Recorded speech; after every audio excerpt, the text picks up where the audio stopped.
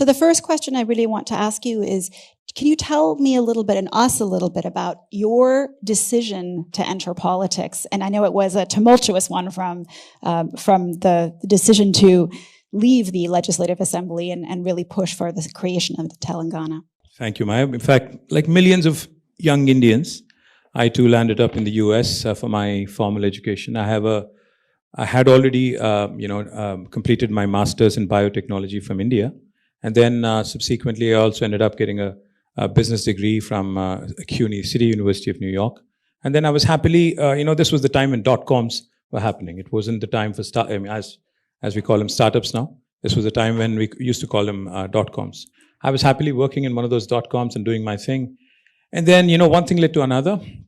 There came a time, when my father, who also was the champion, who was the leader, leading the movement for creation of a separate state, had to quit his member of parliament, his seat in parliament. And it became sort of a life or death battle, where his win was something that would really define and decide the future course of that democratic agitation. So this was a time when he was appealing to the youngsters in my state, to rally with him. It seemed a bit, logical and also possibly, also I think just to jump in. And I did leave my job, a very cushy job actually, and ensured that I joined him. And I didn't tell him, like any father, he would shout at me. So I didn't tell him. I just jumped in. And this was about 19 years ago, in 2006. I think next year would be 2 decades. Do I have regrets about doing this? Once in a while I do. Because, politics is a very murky, very interesting kind of field, where you get, a lot of things. You have both bouquets and brickbats. You have to have the equanimity to handle both.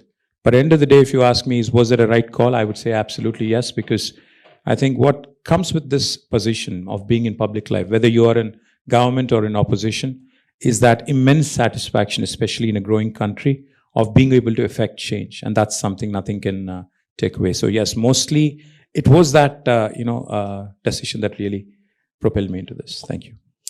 So we've already heard from you what an incredible success Telangana has been, but I'd like to ask you a little bit about the origin of that success. So right after you served in several ministerial capacities in Telangana, but one was as IT minister, it was ranked by Niti Aayog as the #1 state for the ease of doing business. And that's a really incredible accomplishment for such a young state. And you mentioned the sort of history of maybe, that a new state was a part of the success, perhaps, because you had a lot of passion, a lot of purpose that was built into the very starting moment. But many people here are from other parts of India, maybe even from Bangalore. And they would and so for when you think about what is transferable from the experience of what were the key decisions, the 1 or 2 things that you think are really key that other Indian states should learn from when it comes to what Telangana got right about the ease of doing business? The most interesting and most heartening thing about India is, India is not a homogeneous country. We are very, very, you lived there for a bit. You worked in India as well. You'd know it. It's a very diverse country. Everything changes in India every 200 kilometers. The language, the dialect, the culture, the cuisine. I think even probably the politics. So therefore, I think what needs to, come about, or what needs to happen really, if you ask me, is the cohesion that is supposed to bring Indian states together. The cohesive force, where we learn from each other, where we don't have to reinvent the wheel. That is something that is, I believe, truly missing right now in India. So I would say 2 things. If other states have to emulate and grow and really not leapfrog but pole vault into the next league, I'd say 2 things. 1, leadership, passionate leadership, which is bent on effecting change in the time span that's given to us. And 2, of course, with all the diversity, with all the disconnect that there is between Indian states, I think Government of India playing a role of ensuring the role of a big brother, where you would actually possibly do a SWOT analysis by state and say, you're good at this, stick to this, you're good at this, please do this. And then so there's no stepping on each other's toes, then there's no bickering of sorts in between the states, but learning from each other, working in a complementary fashion. We use this word federalism very, very loosely in India. So cooperative federalism is what should be the order of the day. Nothing else, that'll take us away from that. Yeah, because stronger the states, stronger the country. Mm-hmm. Interesting. So central coordination was not one of the answers I thought that you were going to come up with when I asked you that question. So let me ask you just about how you think also India's North-South tensions, if I can use that word, are going to play out, given that the South, the 5 big southern states, punch above their weight economically. They're 20% of the population by some counts, or 40% of the economic production for some of the reasons you've highlighted here.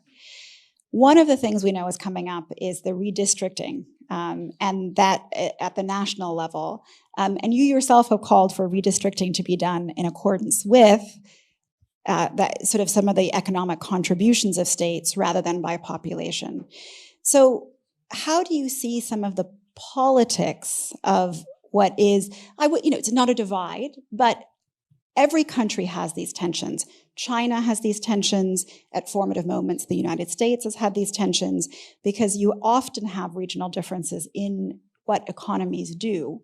So do you think of that? How do you think about the politics of that playing out in the next decade? Well, I don't agree that there is a divide of sorts between the South and the North. Of course, South has progressed well, has done probably far better than the rest of India. Like you said, 19% of India contributing to almost 38% of India's GDP is a significant number without a question. But end of the day, I think all of us cutting across different parts of India are Indians first, especially, and we all work under the larger rubric of India. It is our Indianness that really brings us together, that really keeps us together, that really binds us together. Yes, like every family, we do have our issues. I'm sure like every other family, even with 4 members or 5 members or even a larger family, I think how family sits and resolves its issues. I'd say the topic of discussion, the topic of contention right now is redrawing the boundaries of the Lok Sabha seats within the states and within the country. Now, that is going to be a point of discussion and debate and a lot of dissent as well. Because, democracy is about these 3 Ds, discuss, debate, and dissent, right? Mm-hmm. So we are raising our voice and we are saying, you don't have... There was a time, Maya, if you remember, in late 70s and 80s, where population was considered a bane. Mm-hmm. Population was considered something of a menace which needs to be curbed and controlled, and therefore governments have brought in these measures called family planning, etc., etc. The South actually effectively implemented family planning, and therefore population has actually come down in the South, whereas in the northern part of India and also several other pockets, population continued to grow. Mm. So today, if you were to go by the latest population numbers for delimitation and redrawing the boundaries of parliament seats, it would be a travesty of justice. Effectively, what it would mean is you would be punishing those states that have done well in the larger interest of the country, and you would be rewarding those who actually haven't followed or adhered to the government of India's dictum. Mm-hmm. So therefore, we came out with a radical proposal saying, Telangana is a state which is about 2.5% of India in terms of population, but we contribute to 5% of India's GDP. So if you were to draw boundaries, redraw boundaries, then why don't you actually use GDP as a measure? Of course, that did not go very well, with the party in power in Delhi now, but I'm not going to make a huge fuss about it, because I'm sure we'll get more opportunities in India to debate, to basically discuss with them. And I think Oxford India Forum probably is not the place where I would see, this being resolved ASAP. So yes, it is an issue, but I do believe there are several things that need to be addressed before we get to that point. Yeah. So one more question, and then I'll rely on Siddharth to tell me whether we have time for questions from all of you. One of the things we teach at our School of Government every year, in which we have a very hefty representation of Indian students, including one that's here, is that you need to develop political priorities, and having a big list of priorities actually means having no priorities, because to prioritize means to choose the 1 or 2 things that are really important for you to focus on. And that it's that political will, it allows that political will and purpose to focus on 1 or 2 things. So my last question to you is, in a future in which you were chief minister, what would your 1 or 2 priorities be for Telangana going forward? I think, without economic growth, without growing your economy, you would not be able to accomplish, any kind of objective that you may have for yourself. So I would say the first and foremost priority would be continuous economic growth and economic expansion, creation of wealth. And I think parallelly, a country like India, you cannot be oblivious to the fact that there is a huge population which basically needs support, and the vulnerable section in the country which needs a bit of handholding. So I'd say continue to push the economic agenda, continue to create jobs, continue to attract investments, continue to create wealth. Parallelly, ensure that you take care of the most vulnerable. So I'd say a fine balance of welfare and economic growth is what we've seen in Telangana, and I think that has worked brilliantly. And we are not the West, we are not the UK or the US to be completely oblivious, to be completely ignorant of the asks, of the demands, of the population which is really yearning and which is really wanting a certain upliftment in terms of standards. So of course, healthcare, education would be priorities, but I would say you'd need economic growth to fund them. You'd need economic growth to make this happen, to effect this change. So a good combo of economics and welfare is what I would say. Great. 2 questions, I'm told. Oh, that's a tough. All right. I know that you've already asked a question, so let me start there. Yes, please. Mr. Rao, youth political participation in India is definitely skewed, and Telangana is not aided to the entire concept. But in your prolific experience, both as a mentor and a sponsor, have you had an opportunity to mentor young women to get into politics? And if you have, what are the bottlenecks that you think women face and how they can change their entire discourse around? Like every other field, like Preeta was asked the same question as well, like every other field, women do have challenges without a question. But I think that's set to change now with the reservation that has already been passed, legislated. I think that is really going to be a game changer for our country. And 1/3 is obviously by default, it is something that no party or no leader or no state has to, make it happen now. But if we are able to go beyond that 1/3, and if we're able to possibly push for 40%, I think most certainly I believe, in fact, Preeta was probably being a bit, probably holding back, I'd say. I can say this more openly. I think women do a lot of things better. You're more organized. You're probably a lot more focused.